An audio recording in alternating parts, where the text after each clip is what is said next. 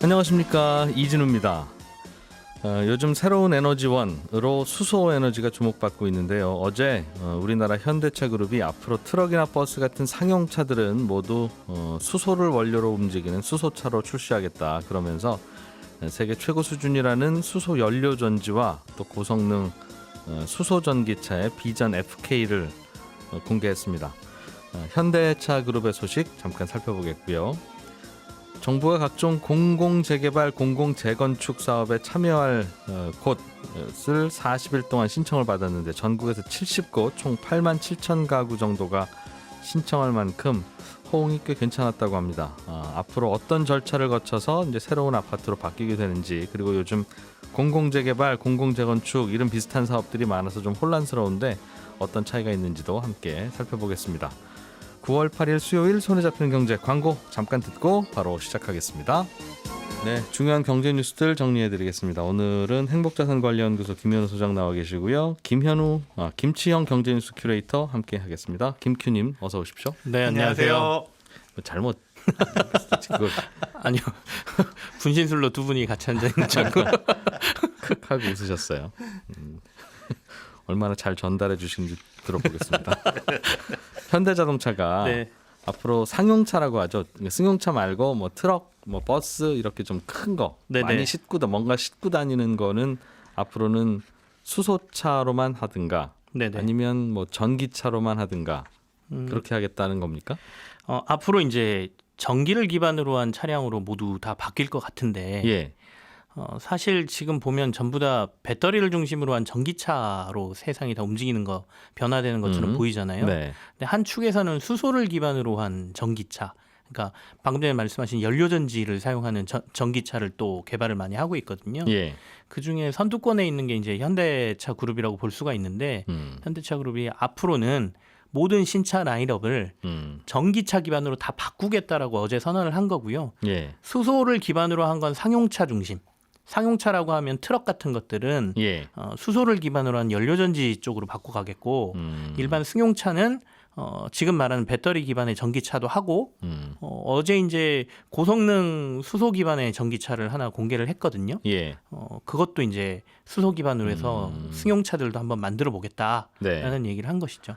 전기차가 두 종류군요. 그러니까 배터리를 달고 다니는, 그래서 집에서 충전하든 어디 충전소에서 충전하든 그 전기차가 있고, 그렇습니다. 충전하는 게 아니라 수소를 싣고 다니면서 수소로 전기를 즉시 만들어서 맞습니다. 그때 만들어서 쓰는. 네.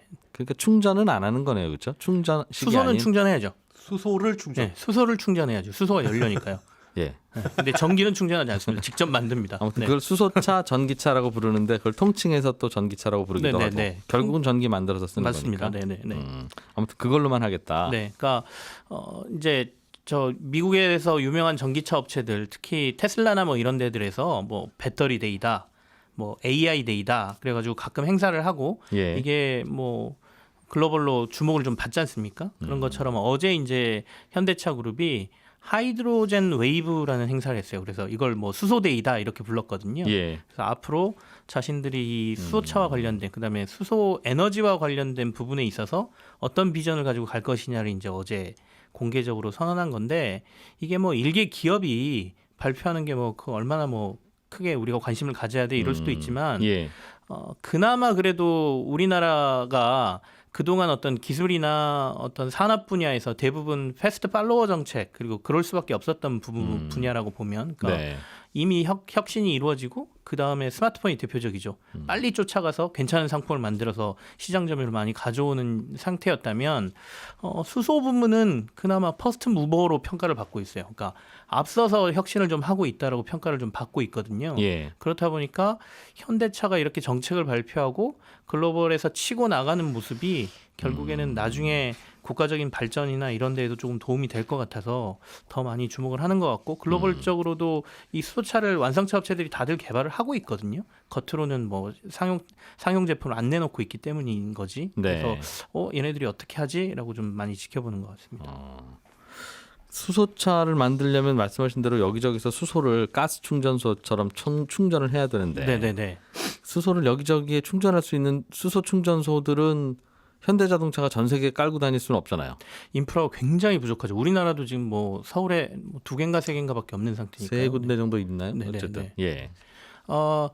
사실은 그동안 수소차를 개발 안 한 이유는 방금 전에 말씀하신 것 같은 게 첫 번째였거든요. 그러니까 닭이 먼저냐 달걀이 먼저냐였어요. 네. 그러니까 꽤 오래됐습니다. 유럽에서도 수소 인프라를 갖추겠다라고 얘기를 했지만 예. 예산은 편성해 놓고 이 인프라를 갖추지 않은 이유 중에 야 무슨 뭐 수소차가 좀 다녀야 인프라를 만들지. 만들 명분이 있지. 네, 명분이 있지라고 얘기를 하고 예산도 있는데 안 만들었었거든요. 안 그래도 또 주민들은 두려워하잖아요. 네. 수소 폭발하면 어떡해 뭐 이렇게. 그것은 이제 과학적으로 보면 전혀 근거 없는 얘기다라고 하는데 예. 어쨌든 그런 상황에서 2014년도에 현대차가 그럼 우리가 만들게라고 해서 투싼이라는 모델로 해가지고 수소차를 만들어낸 것이고요. 예. 그러면서 우리나라에도 수소 인프라가 조금 갖춰졌고 유럽에도 이제 수소 인프라가 좀 갖춰졌는데 사실은 작년에 큰 변화가 있었습니다. 올해 작년하고 큰 변화가 있었습니다. 그리고 최근에 유럽에서 Fit 55라는 정책이 발표가 됐는데, 그러니까 탄소를 55% 절감하겠다라는 정책이 발표되면서 네. 그 안에 수소 인프라를 160km마다 하나씩 건설해야 된다라는 정책이 발표가 됐어요. 수소 충전소를. 네, 수소 충전소를. 그러니까 그렇게 된다라고 하면 전기차와 수소 인프라가 같이 갖춰지기 시작하고 네. 시장은 굉장히 급속도로 발전할 거다라고 보고 있고요. 다 전기만 생산할 수는 없기 때문에, 그러니까 전기차 기반으로만 갈 수 없기 때문에 혹시 인프라가 갖춰지면 우리도 수소차를 내놓을 거야라고 뭐 전 세계 완성차 업체들이 다들 수소 기반의 연료전지 개발을 하고 있거든요. 네. 그래서 이제 현대차가 먼저 선언을 하고 앞으로 치고 나가겠다. 그리고 우리는 앞으로 이러이런 제품들 내놓을 수 있어라고 해서 어제 프로토타입도 보여주고 어느 정도 예. 완성된 것들도 좀 보여주고 그래서 재밌는 영상들이 조금 나왔습니다. 그러게요.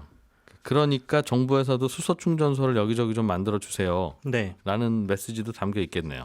그렇습니다.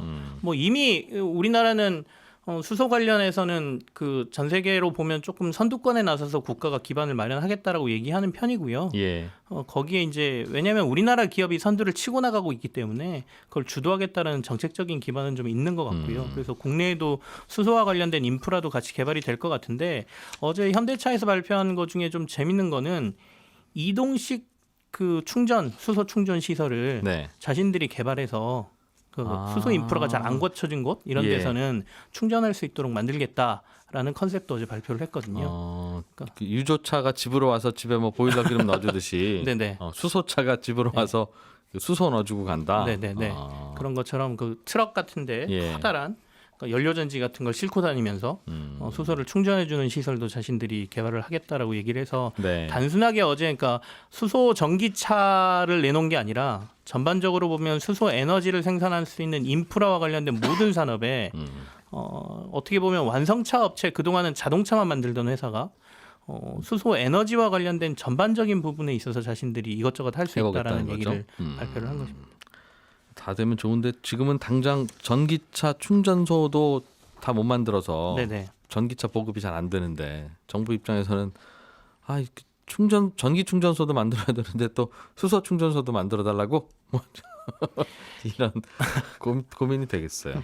향후 한 10년에서 20년 사이에 벌어질 일들을 미리 이제 생각하고 제품들의 라인업, 그다음에 정책을 발표하는 것이기 때문에 당장은 힘들겠지만 어쨌든 간에 전기차와 관련된 부분들, 수소 전기차와 관련된 부분 인프라는 우리나라뿐만 아니라 정책적으로 예. 미국하고 유럽도 지금 나서고 있는 상황이거든요. 그래서 변화가 좀 있을 것 같고요.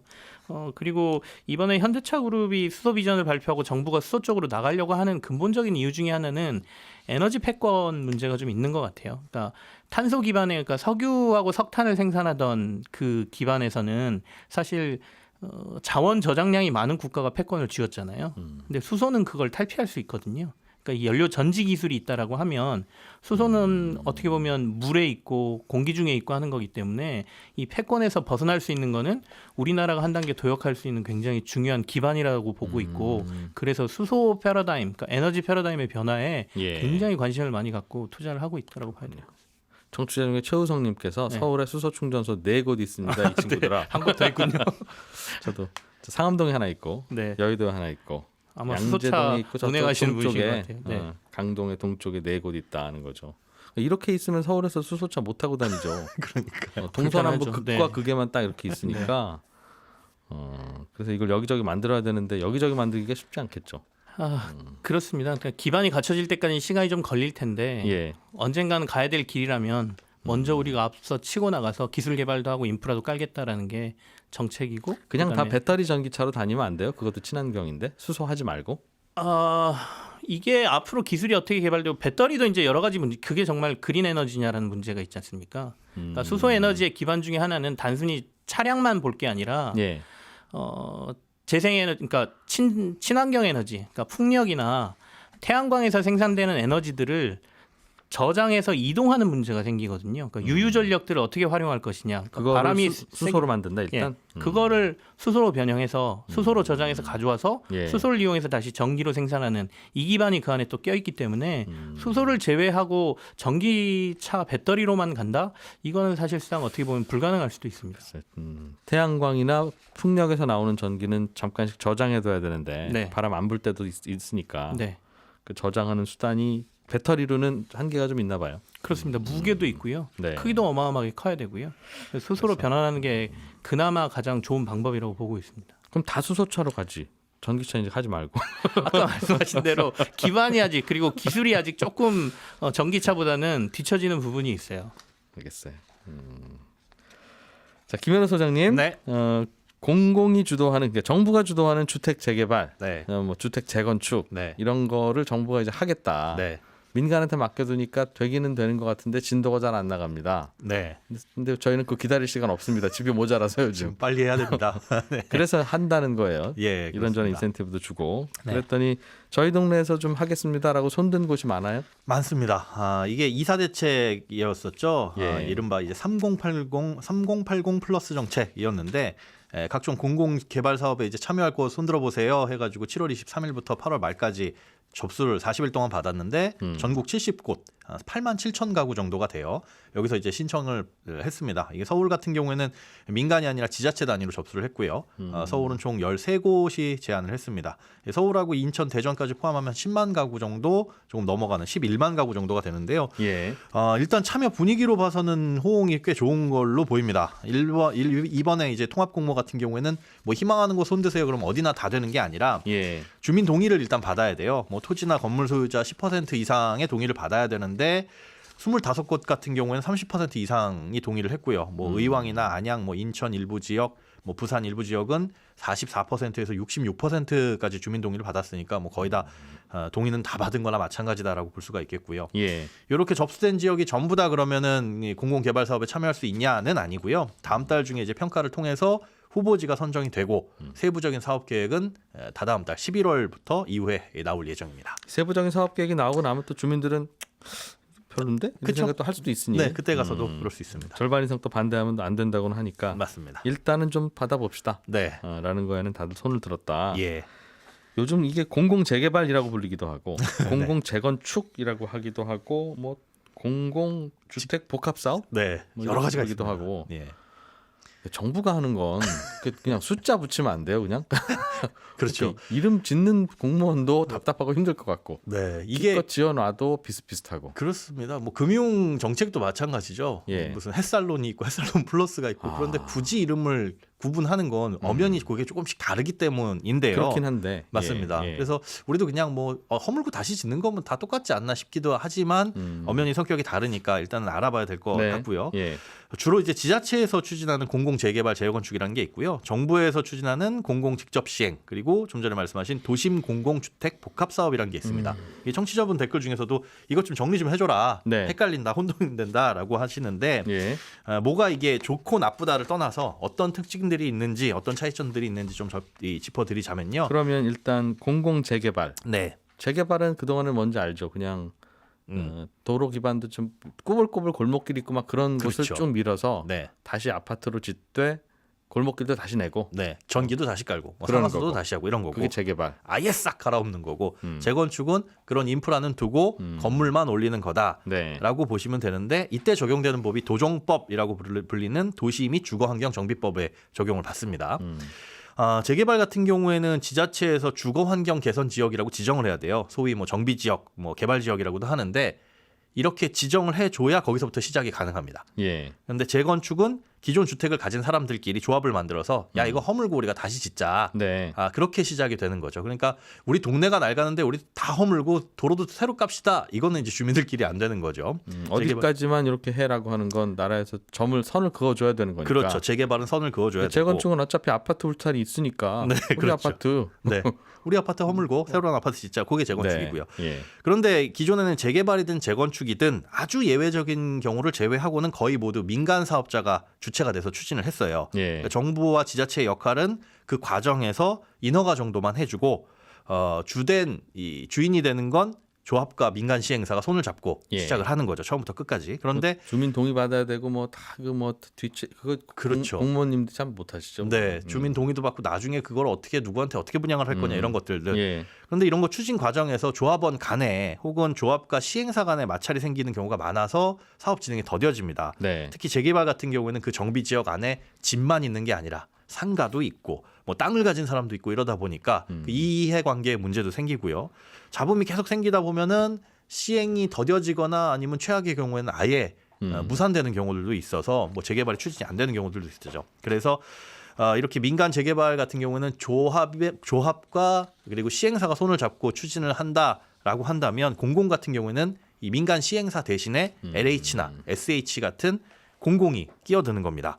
그런데 공공이 시행사가 된다고 하더라도 아파트 브랜드는 실제로 민간 건설사의 브랜드를 짓도록 되어 있거든요. 붙일 수 있도록. 아파트 벽에 LH라고 쓰는 거 아니에요? 네, 그렇습니다. 요거 이제 오해하시는 분들이 많은데 브랜드는 민간 건설사 브랜드를 쓸 수 있습니다. 예. 그렇게 되어 있고 공공이 주도를 하게 되면 뭐 장점은 뭐냐? 인센티브를 줍니다. 뭐 용적률을 높여준다거나 해서 그러니까 같은 땅에 더 높게 짓는다거나 그런 규제를 조금 완화해줘서 많은 집을 지을 수 있다는 장점이 있는가 하면 절차도 또 간소화되죠. 뭐 민간 시행사가 공공의 어떤 허가나 이런 것들을 받아야 되는데 그 과정을 공공이 하니까 내가 허가하고 내가 시행하고 그런 느낌이죠. 빨리 해주고 그렇습니다. 진행 그리고 속도는 빠릅니다. 혜택을 더 줘서 그 조합원들이 돈도 더 많이 벌 수 있게 해주는 거예요? 맞습니다. 그렇게 되는데 문제는 공공임대로 내놔야 되는 그 분량이 좀 많다거나 이런 것들의 의무도 있습니다. 근데 공공 재건축도 어쨌든 큰 개념은 비슷하고 용도 지역 상향이나 그런 인센티브가 조금 다르다.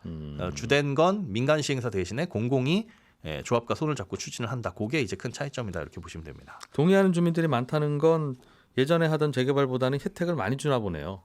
아무래도 들어오는 이 용적률에 대한 인센티브라든가 더 많이 지어서 팔 수 있으니까 예. 쉽게 얘기해서 그런 거죠. 종상향이. 부담금도 좀 줄어들고. 네, 그럴 수 있죠. 예전에는 그렇게 좀 해달라고 해도 너무 빽빽하면 안 돼요. 너무 높아서 안 돼요. 그러면 당신들이 너무 이익이 많아지잖아요. 안 돼요. 그러다가 그 문제는 지금도 해결이 된 건 아닙니다. 남아 있어요. 근데 급하잖아요. 발등에 불 떨어졌는데. 그러니까 일단 해주는 거예요. 예, 일단은 빠르게 하자 공급을. 하기야 빠르게 하려면 뭐 그렇게 해줘야지 빨라지죠. 그렇죠. 그래서 그런 부분. 알겠습니다. 또 뭐 구별할 게 있는 게 또 하나 있죠? 공공주택 복합 사업 예. 이게 있는데요. 이게 이제 3080 플러스 대책에 나온 겁니다. 요거 같은 경우에는 가장 큰 차이점이 뭐냐면 기존의 재개발이나 재건축은 이 관리 처분 방식이라고 해가지고 조합원들의 소유권이 그대로 남아 있어요. 예. 그러다가 나중에 기존의 조합이 갖고 있던 건물이나 토지를 다 갈아엎고 나서 이렇게 나누어주겠습니다 라고 하는 관리처분 계획이 나와야 되고 그 인가를 받아야 됩니다. 이 과정이 한 1년 반 정도가 걸리는데 이 공공주도형 재개발 그러니까 직접 시행이나 공공주택 복합사업 같은 경우에는 핵심이 뭐냐면 현물 납입 방식이에요. 소유권을 다 넘겨버립니다. 일단 먼저 나라에 다 주고. 네, 나라에 다 주고 싹 갈아엎고 싹 올린 다음에 우선 입주권 같은 걸 주는 거죠. 그다음에 알아서 하세요. 예, 그다음에 플러스 돈을 더 내고 들어오실 분은 들어오는 거고 그러다 보니까 실제로 조합이 여기는 없습니다. 그래서 사업 추진 방식이 훨씬 더 빠를 수 있다라는 거. 국가가 조합이다. 그렇습니다. 국가가 조합이자 시행사가 되니까 예. 사업 기간은 지금 예상하는 건 5년 이내 2주. 좀 더 빨리. 그렇습니다. 거의 반 정도로 단축될 수 있다라는 장점들이 있습니다. 구별은 됐는데 듣고 나니까 재개발 재건축을 나라에서 주도해서 하겠다. 혜택 많이 주고 빨리빨리 합시다. 그 얘기네요. 그렇습니다. 핵심은 기존에 못 줬던 혜택들 그런 것들 일단은 부작용보다는 공급 속도에 주안점을 두고 하겠다라는 게 공통적인 거죠. 네. 자, 네이버, 카카오, 토스 네. 같은 이런 금융 플랫폼들 써보면 편리하긴 한데 네네. 이들은 뭘 먹고 사나 들여다보면 중간중간에 금융상품 광고를 내서 팔아요. 버튼 하나 클릭하면 가입도 다 돼. 그런 되게 편리하네? 네네. 라고 하긴 했는데 추천하는 금융상품이 이거 옳은 거 좋은 거 맞아? 하는 이제 그런 의구심은 있었죠. 그렇습니다. 그래서 오는 25일부터 네이버 파이낸셜이나 카카오페이 또는 토스 뭐 이런 이른바 핀테크, 빅테크 회사들에서 이렇게 금융상품 비교 추천해서 판매하는 것 자체가 좀 힘들어질 것 같은데요. 예.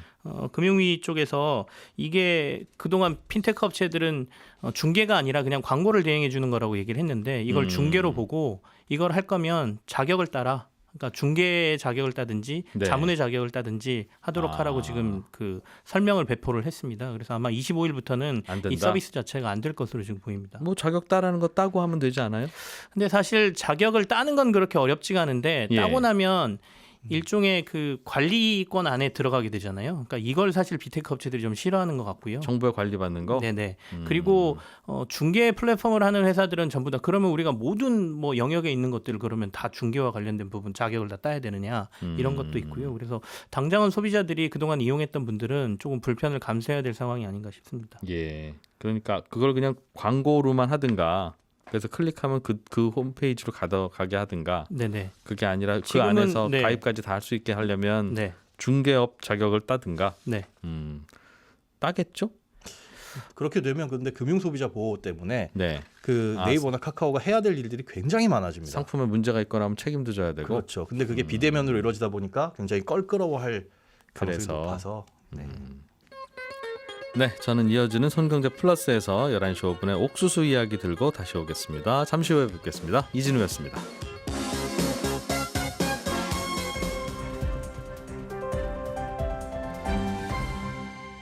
경제를 생각하는 사람들의 즐거운 습관. 이진우의 손에 잡히는 경제.